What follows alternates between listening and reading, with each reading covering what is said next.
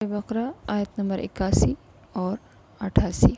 اعوذ باللہ من الشیطان الرجیم، بسم اللہ الرحمن الرحیم۔ بلا کیوں نہیں، من جس نے کسب کمائی، سیئۃً کوئی برائی، واحاطت اور گھیر لیا، بہ خطیئتہ اس کو اس کی خطاؤں نے،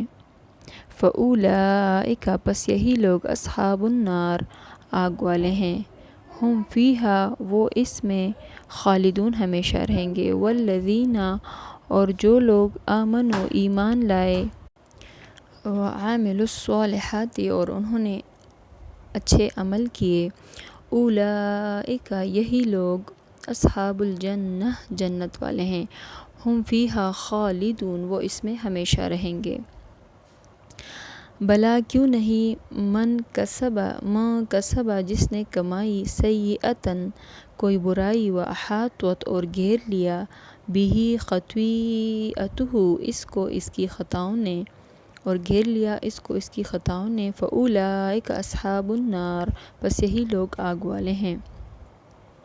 ہم فیہا خالدون وہ اس میں ہمیشہ رہیں گے، والذین آمنوا اور جو لوگ ایمان لائے، وعملوا الصالحات اور نیک عمل کیے، اولئک اصحاب الجنہ یہی لوگ جنت والے ہیں، ہم فیہا خالدون وہ اس میں ہمیشہ رہیں گے۔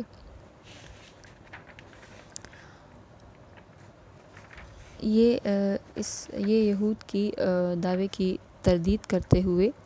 جنت و جہنم میں جانے کا اصول بیان کیا جا رہا ہے، جس کے نامہ اعمال میں برائیاں ہی برائیاں ہوں گی، یعنی کفر و شرک ہوگا تو وہ ہمیشہ کے لیے جہنمی ہے، اور جو ایمان اور عمل صالح جیسے نعمت سے مالا مال ہوں گے، ان کا معاملہ اللہ کے سپرد ہوگا، وہ چاہے گا تو اپنے فضل و کرم سے ان کے گناہ معاف فرما کر اور نبی صلی اللہ علیہ وسلم کی شفاعت سے ان کو جنت میں داخل فرما دے گا، جیسے کہ یہ باتیں احادیث سے ثابت ہیں۔